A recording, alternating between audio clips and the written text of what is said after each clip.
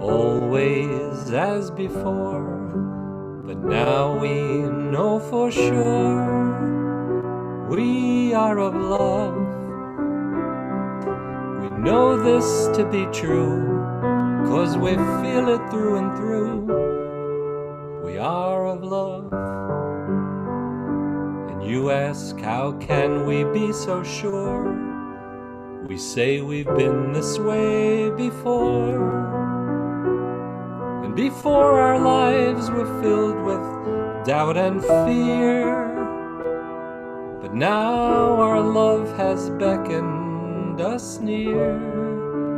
We are of love,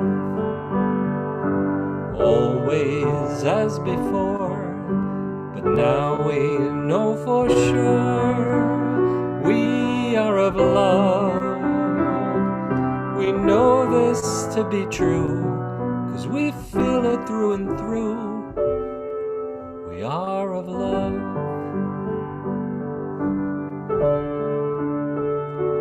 We are of love.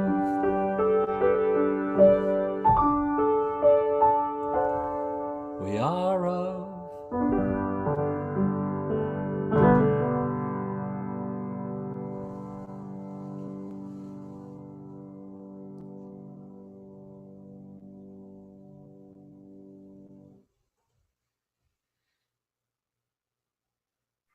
I offer my humble pranams at the divine lotus feet of our beloved Bhagwan Sri Sathya Sai Baba.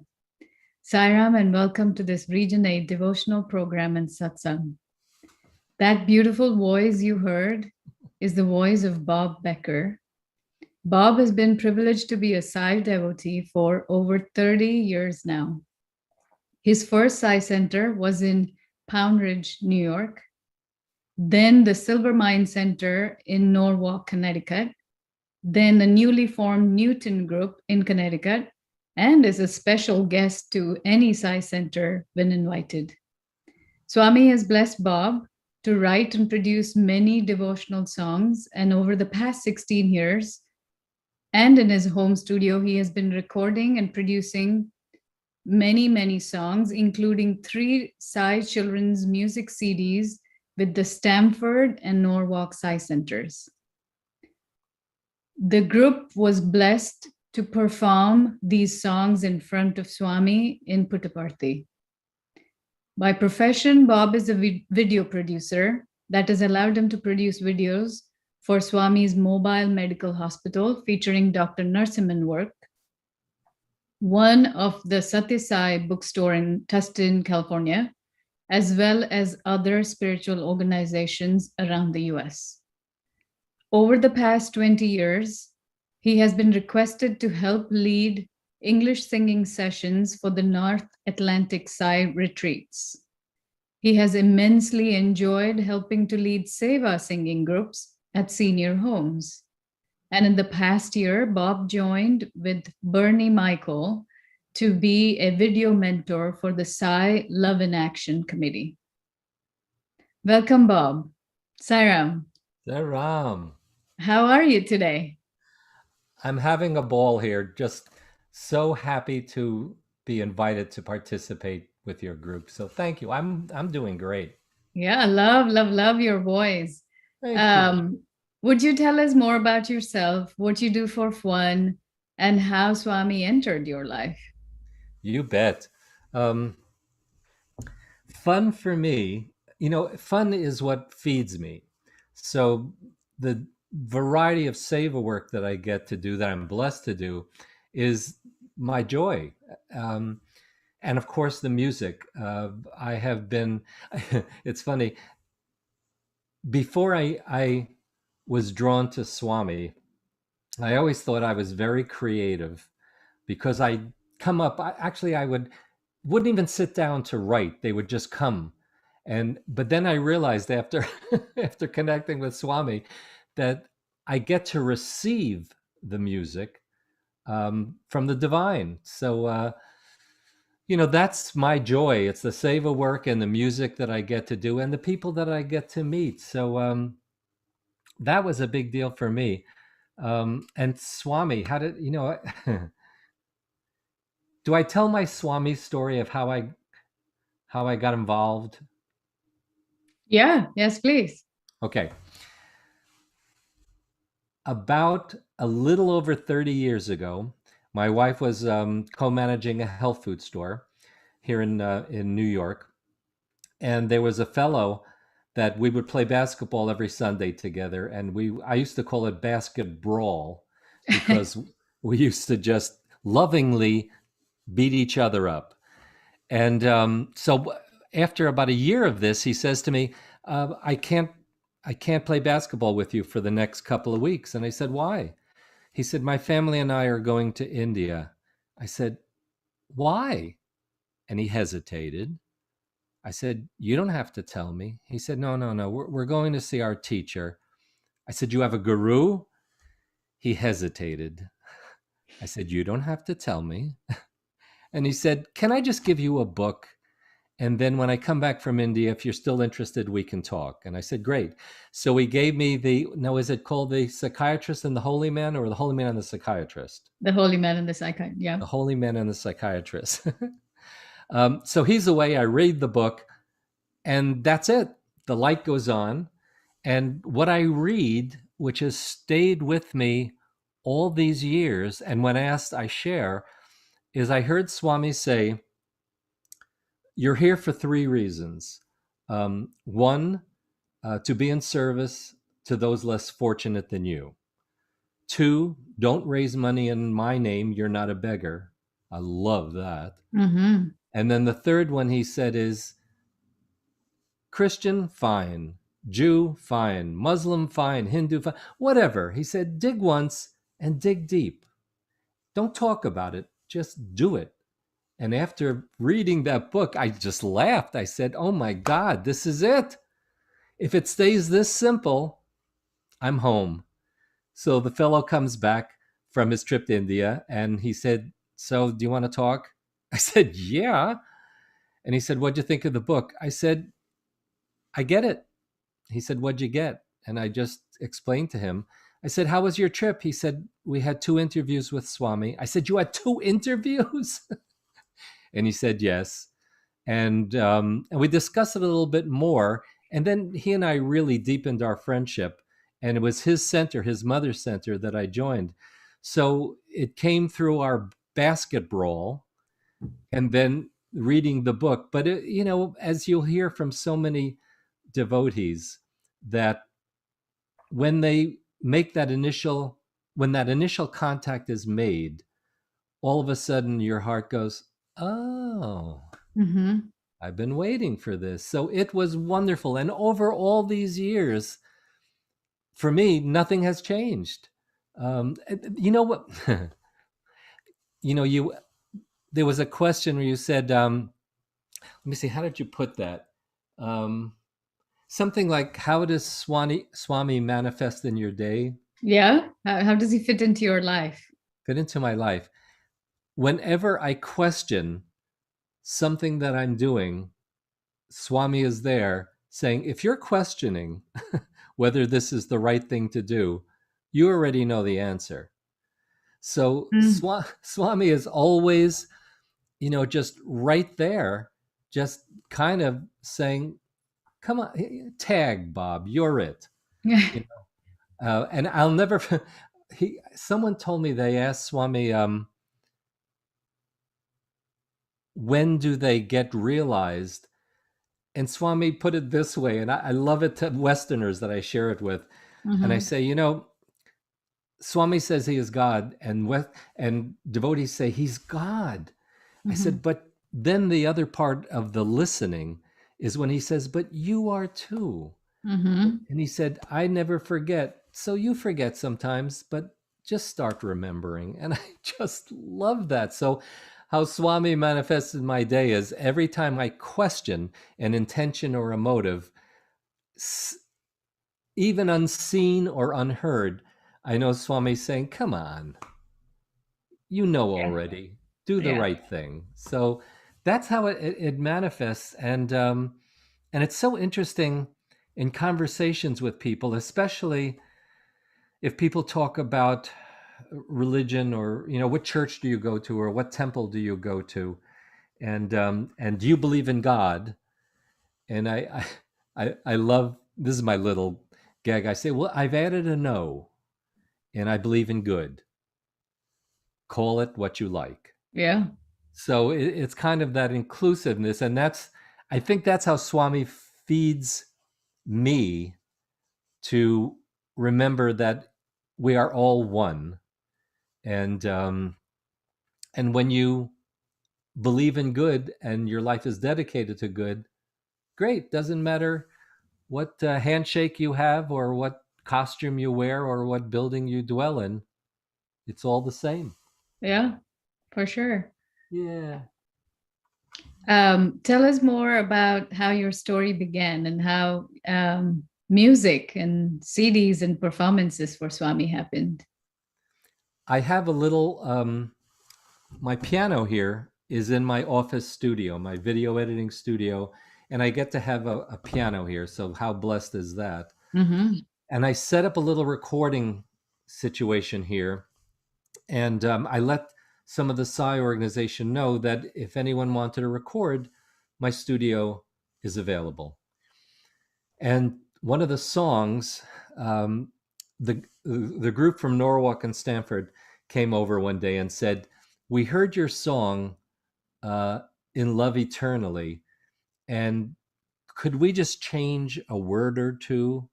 And I said, "Of course." And the intention was for us to record a CD, as you mentioned earlier, with the Norwalk and Stanford Children's Choir. So they said, "Your song is, when you're in love, time falls away, falling in time with your heart." They said, "Could we just say, when you're with Sai?" I said, "Of course." And it was so cute. They said, "Well, we don't want to change your song." I said, "You just actually clarified the focus." So it's perfect. So over a period of about a year, Mm-hmm. my studio is about 24 feet by 24 feet. We had sometimes upwards of 35 adults and children coming to practice for a year, recording this CD that was called In Love Eternally. And that was the beginning. And then Ramesh Wadhwani, who has always been by Swami's side, took our CD to Puttaparthi and said to Swami, "Swami, can we come and sing for you?" And Swami said, "Sure." So we rehearsed, and we got to Puttaparthi. And of course, everyone is saying, "Oh, please, please call us to perform. Please call us to perform." And one of our leaders said to us, beautifully and rightfully so, "If you're not called, don't disappoint Swami, because he hears everything you're doing when you practice. He hears it all. So just don't be disappointed. Remain in spirit for that." So we all agreed. But in the meantime, we're all 9 years old saying, "Oh, please, please call us." So we go to Puttaparthi, we practice. And between the multiple practices a day and the amount of seva work, we all got sick. Mm. And we're in bed and we're feverish, and we have 4 days to go, and Swami hasn't called us yet. So I have two young adults, two young members. We're sharing a room together, and we're all feverish, and all of a sudden we hear,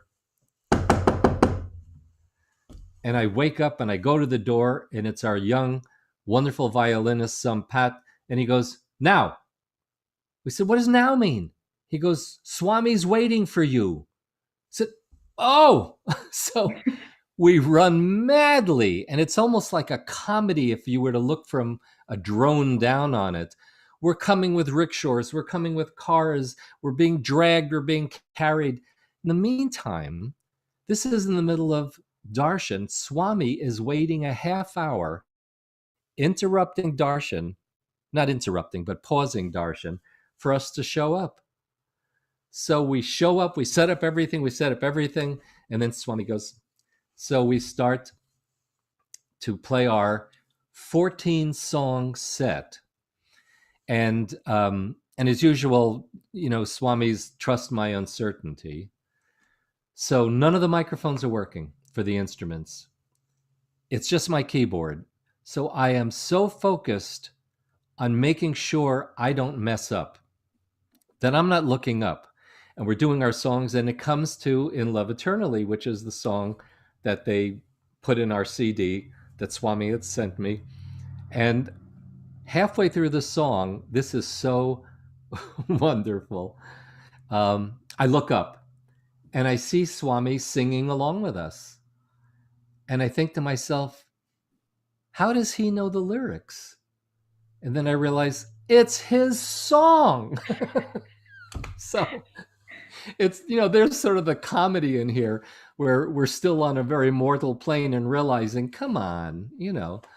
So at any rate, we performed, and it was absolutely wonderful. This is probably a good place to transition to the ring story. You could, or you could play the song for us. Let's do the song. So yes. Imagine I look up and Swami's singing along.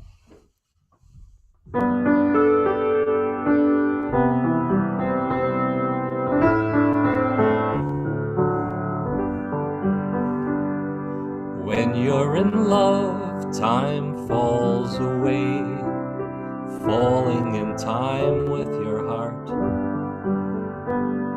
And all of your life you've dreamed of this. This is what dreams are for. And now becomes the time to say, Sai, you've taken my breath away. Now becomes the time to be in love eternally. When you're in love all the time. The sun pours down and the rain starts to shine. And all of your life you've yearned for love.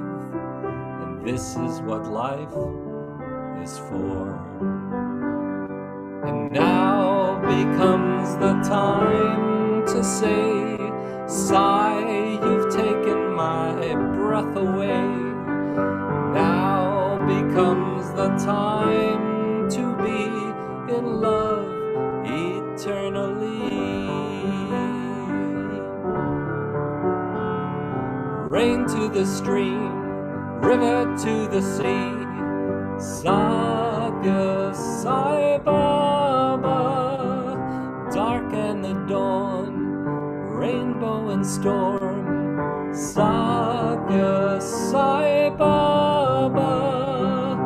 All that I see, this breath that I breathe, Sathya Sai Baba, song of my heart, treasure thou art, Sathya Sai Baba.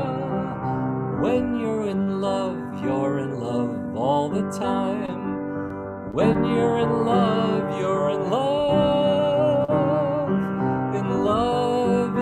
eternally.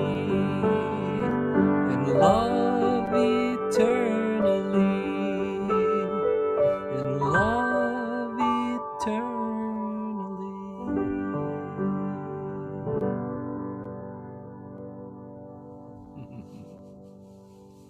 I have goosebumps every single time. This song.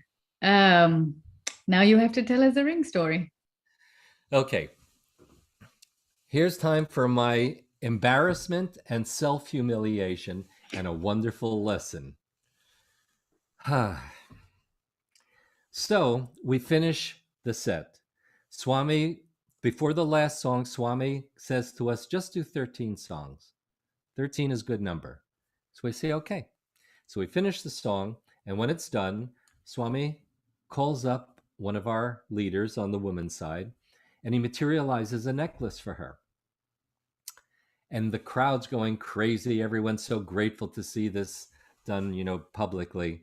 So, so when he's doing this, I close my eyes and I say, Swami, I'm doing a lot of volunteer work and I just don't feel recognized. And I open my eyes and I say, just prayerfully, I'll take a ring. What kind of a buffoon goes on a spiritual journey and asks for jewelry, but this is the buffoon in front of you? So Swami's looking around the crowd, and then he focuses on me and he just goes and looks away. And I get the message. I close my eyes. I say, Swami, forget the ring. I have everything I could possibly need right here and now. And thank you for not outing me in front of all these people. And I feel better and my posture improves. And I'm just feeling like, okay, I'm starting to get it. A couple of minutes go by and Swami goes, and I turn around thinking he's not pointing to me. And they say, no, it's you, it's you. So I go up to Swami and he says to me, what is your name?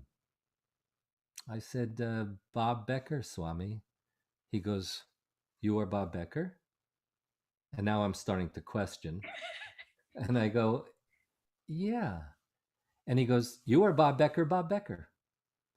And what I don't get is he's goofing on me because I don't have a first or last name for any children or relatives.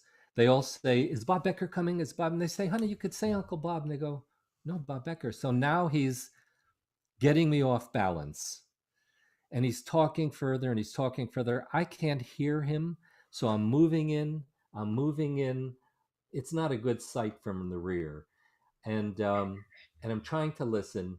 And then when I get close enough, he says to me, if I make you this ring, will you wear it permanently or proudly? Wow. And I shake my head, yes. And he goes like this. And this very feminine, petite little diamond ring appears. So I go to reach for it, and here's the incredible blessing. He takes my hand, he puts it in his lap, and he starts to work the ring down my finger. Mm-hmm. And he gets to a big bony knuckle, and it's just not going on. It's just not going on. And I'm thinking to myself, great, I'm going to be the first public failure. And he says to me, are we swollen, Bob Becker? And I know immediately he means my ego. And I said, yes, Swami. The ring slides on, which is here, never to come off, perfectly in place, but trust me, never coming off. So as I thank him, he says, good. And as I start to turn and go back to my seat, I hear the voice that when we're quiet enough in the silence, and the voice says, because you no longer needed this ring and gave it up, fine, you can have it. Your happiness was not conditioned upon getting it or not getting it. And I went, okay. And I sit down, and then again the voice says, if you're feeling unrecognized, it has nothing to do with anyone else. You are not recognizing who you are. It has nothing to do with anyone else. So what happens for the next 4 days is he sends person after person after person to me to see the ring, kiss the ring, put it to their forehead, put it to an afflicted area. And I don't know what to do. I'm kind of like, Vanna White turning a number. I don't know where I fit into any of this. So I start to get more and more uneasy about it. And I'm embarrassed to say this, but it was true. I started to avoid people because I don't even know why. And on the last day before we leave, I'm getting ready, and there's a woman well on in years, and she goes, and I say yes. And she comes over, kisses the ring, puts it to her forehead, and blesses me and my family. And as she walks away, I hear the voice saying, how many people did I have to send to you who receive that ring from their heart, and you are still receiving from your ego, Bob. And I fell to my knees and I started laughing because the joke was on me. Mm-hmm. And the miracle was not materializing a ring. The miracle was Swami got my attention and got through to my thick head about what really receiving is about and the generosity involved in receiving from others, where you can stay small to allow someone else to remain big, to give to you. So the ring is delightful. It's beautiful. There are 13 stones for the 13 songs. And it's a dual reminder that I've been blessed. And also it reminds me, how are you receiving, Bob? Mm-hmm. Let's pay some attention here. So that's how Swami manifests. That's one of the ways Swami manifests every day in my life, because I wake up to this beautiful ring and this reminder. Oh, and I just want to share this. Mm-hmm. I get back from Puttaparthi, and apparently there were all kinds of wonderful pictures taken of Swami and I during this process. And I get a call the second day I'm back, and it's a woman devotee from Niagara Falls. And she says, look, I'm making basmati rice. I don't have time to go over this with you, so I'm just going to tell you what I received. She goes, that's not your ring. And I went, oh. She goes, do you understand? I said, well, it was a very feminine ring. She goes, it's your wife's ring, Bob. It's your wife's ring. What are you going to do about it? And I went, wow. And then in that moment, a seed is planted. And when she hangs up the phone, I remember Swami saying, men, hold on to the hem of your wife's sari. She will lead you to God. And I went, whoa. So I go over to my wife's art studio. She's got her elbows mixing cement for a project she's doing. And she turns to me with all her Irish and says, what?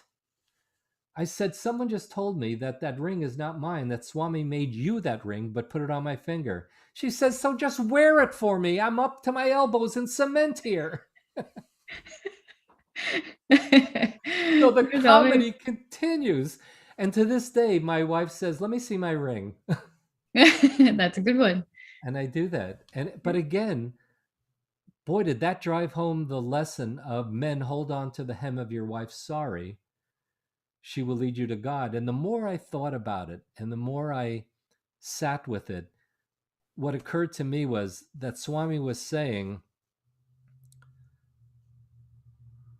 the woman, the feminine aspect is your heart. Mm-hmm. Women are more attached to their hearts than you boys. So when you hold on to the hem of your wife's sari, it could also be hold on to the hem of your heart, and Mm-hmm. that will lead you to God.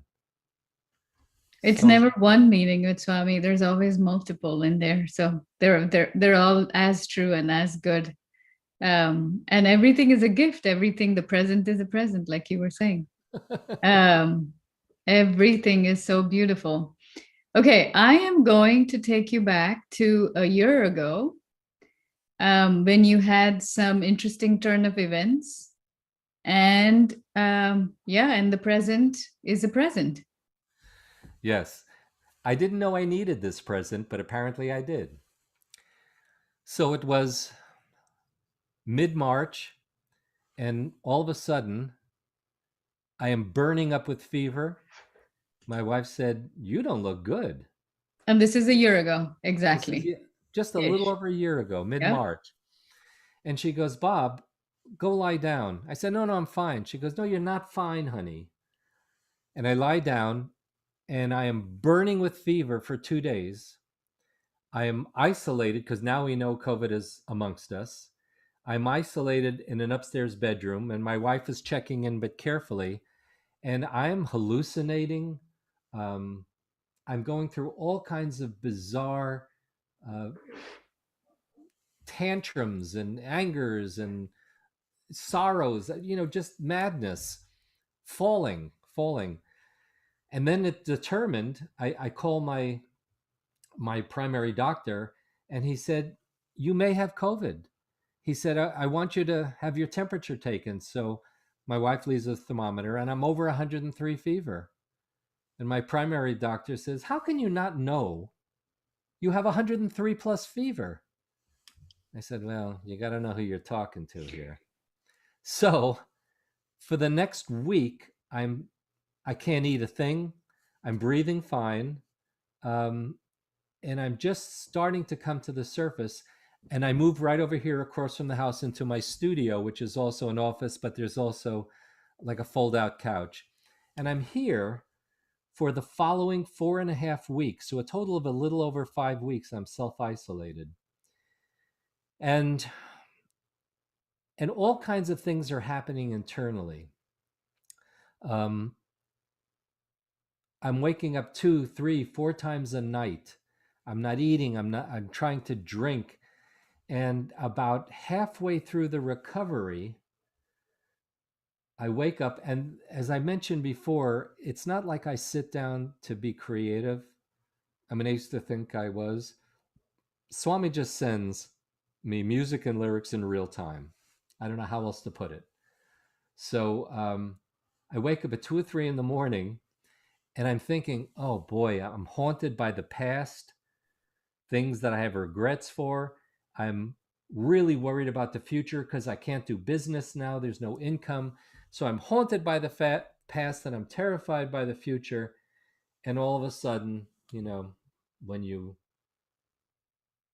are quiet enough in the silence speaks to you. And I hear it saying, the present is your present. If you're in the past, if you're worried about the future, they don't exist. And now you've lost the only thing you can have, which is the moment. So be in the moment. And these lyrics come up, and I'll share the song. Mm-hmm. And I have to say, I am just amazed because, I'm being a vehicle. What I like to think that was shared with me one time, you probably have heard this. It says, be like the hollow reed that the divine can breathe through. Mm-hmm. So apparently being empty ain't so bad sometimes. So this song comes through, and it's like 2 or 3 in the morning. I'm coming out of COVID, but the theme is the present is the present. So be present to it. And then, as I started to think about that over time, as things started to unfold, I realized that Swami always says that, all the time, be here now, be in this moment. So may I share the song with you? Yes, please. We would love to hear it. And I lost my voice for a month, so I couldn't even record it, but it stayed with me, and I'm always amazed. Maybe you don't need a voice to sing, Bob. Instead of wishing upon a star, open eyes to where we are, and everything we've ever needed could be here and now.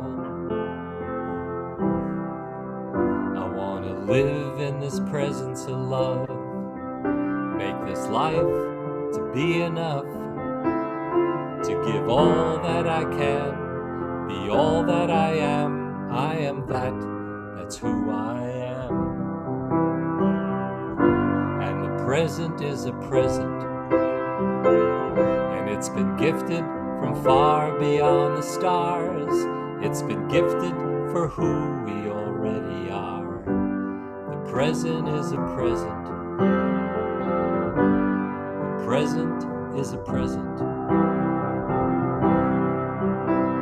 But over a lifetime, sometimes we drift too far, and we're searching for a meaning to it all. Those long winding roads, we wander all alone, but when we follow our heavenly light, it always brings us home to the present. And been gifted from far beyond the stars. It's been gifted for who we already are. The present is a present. The present is a present. The present is Swami's present.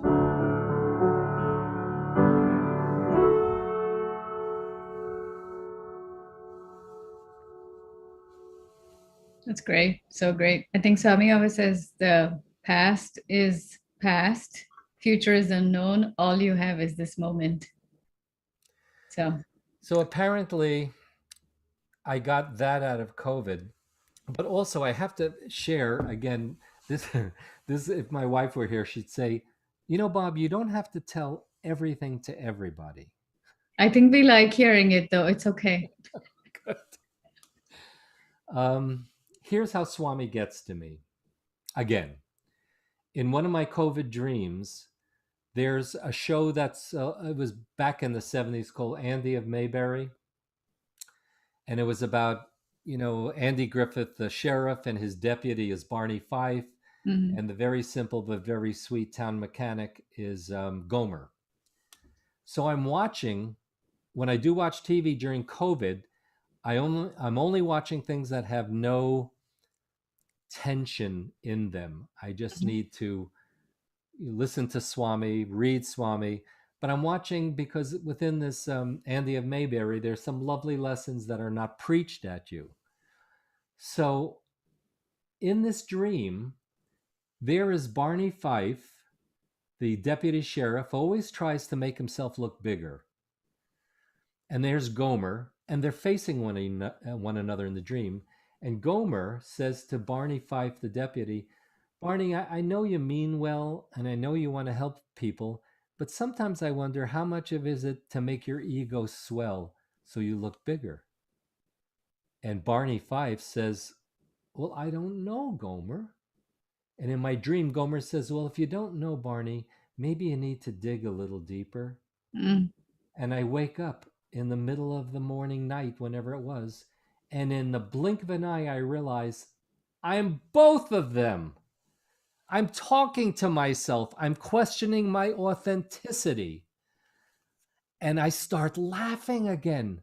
And I'm going, this is how the divine gets my attention with comic book kind of things. So I spent the next week thinking about how much ego is involved with what I do. What measure is it to feel puffed up, and how much of it is it just pure seva? And I spent the whole week examining that, and then towards the very end of it, I called up our CEO of our hospital network. We have a 7-hospital network, and I would work out every morning with him very early at the Y, and we're friends. He's a wonderful guy. He's a neurologist aside from the president and CEO. And I sent him an email and I said, "John, coming out of COVID, I'm realizing there's an opportunity for us to, I would like you to engage me to video interview all our frontline providers about their COVID experience. What was it like touching the patient experience, the family experience? Were there any breaking points for you? What did you do for self-care? What did you do for resilience? All of these kind of things." And he said, "Yes, let's do it." So I started interviewing. This was about 4 months ago, throughout our 7-hospital network. And it was anyone from, like, housekeeping is called environmental workers. Okay. So it's anyone who touched the patient experience. We wanted to know their story. And the point of all of this was to share all of these 1 to 2 minute videos to help normalize what everyone was feeling, to know that they're not alone, that we all were really, especially frontline providers, were really stretched and brought to breaking points and went to higher levels of service they didn't even know they had in them. So we got wonderful, wonderful stories from all kinds of people talking about some nurses were saying, we're losing so many patients and we're feeling so hopeless. And their family couldn't come in. So all they had was me. And doctors and nurses are saying, so we would just, with gloves on, hold their hand and say, you have me. You have me. It's okay. I will be with you till the end. Oh my God. So in hearing all of these stories, and Swami has blessed me with this seva to acknowledge, honor, and help add a healing element to what we went through. And we started when all these videos were done, we released one a day for throughout the entire month.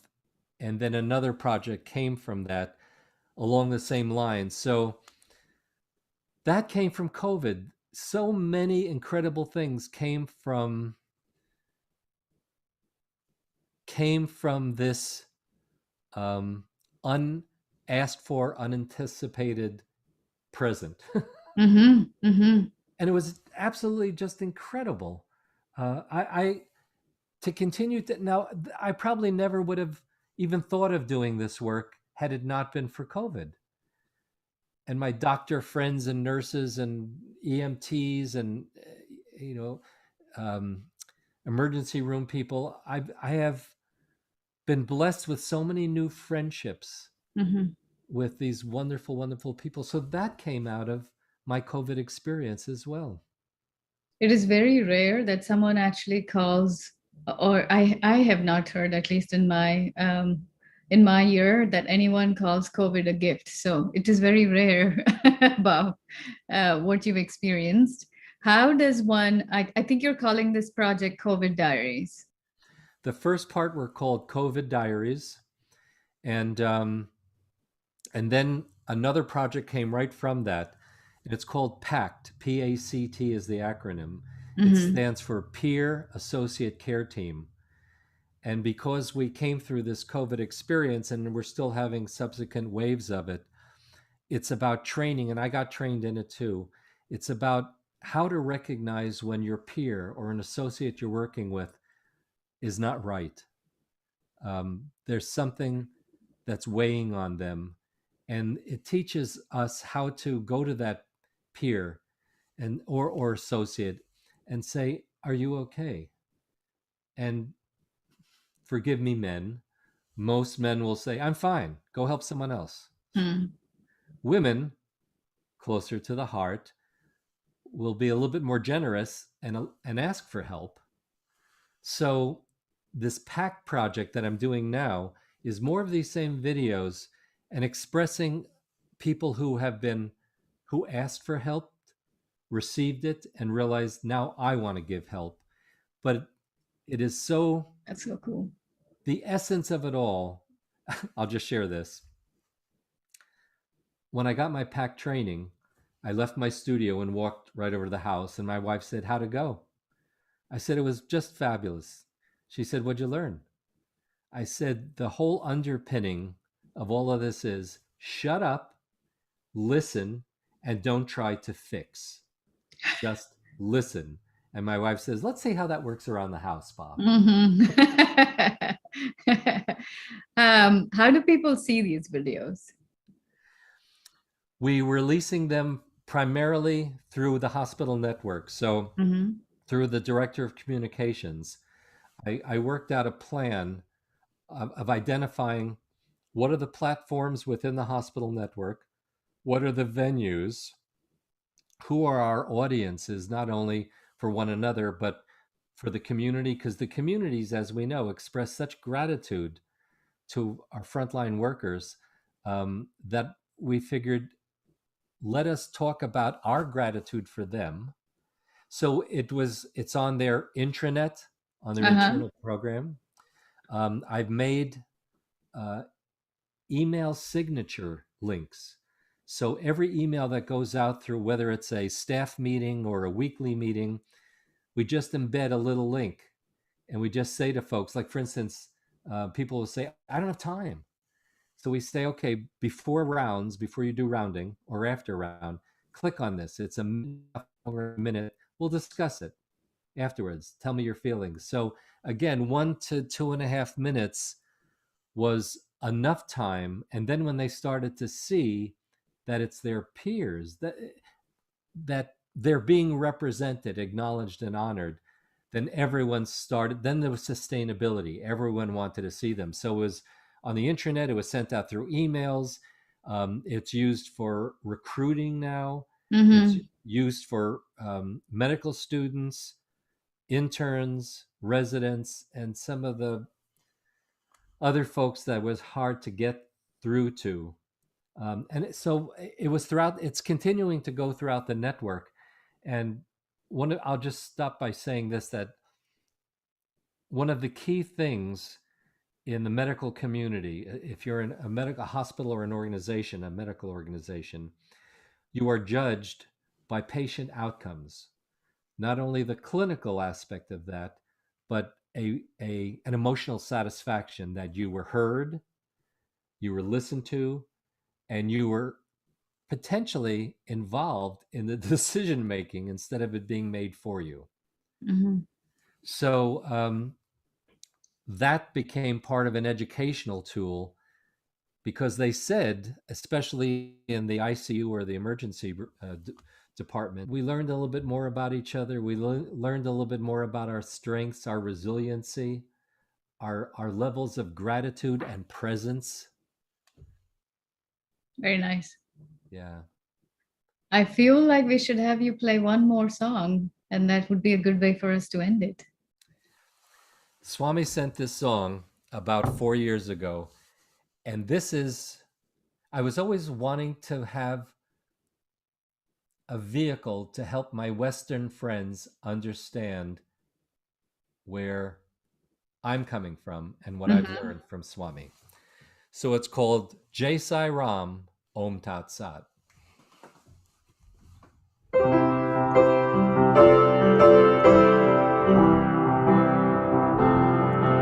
There's nothing up my sleeve, so I gotta believe love's the only magic that I'll ever need. I've been shown streets of gold by the rainbow's end, think I'm there, my friend. We can raise a mountain, skip across the sea. We can do it all when we just believe. Everything we need, we've already got. Jai Sai Ram, Om Tat Sat. Jai Sai Ram, Om Tat Sat. Heaven's here and heaven's there. The more we live in love, heaven's everywhere. It's neither far away or high above. It's in our hearts, it's our heavenly love. We can raise a mountain, skip across the sea. We can do it all when we just believe. Everything we need, we've already got.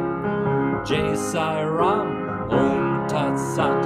Jai Sai Ram, Om Tat Sat. Our darkest days are in our past, as our darkest days are in the past. This is the dawning of a bright new day. This is the morning love comes to say. We can raise a mountain, skip across the sea. We can do it all when we just believe. Everything we need, we've already got. Jai Sai Ram, Om Tat Sat. Jai Sai Ram, Om Tat Sat. Jai Sai Ram, Om.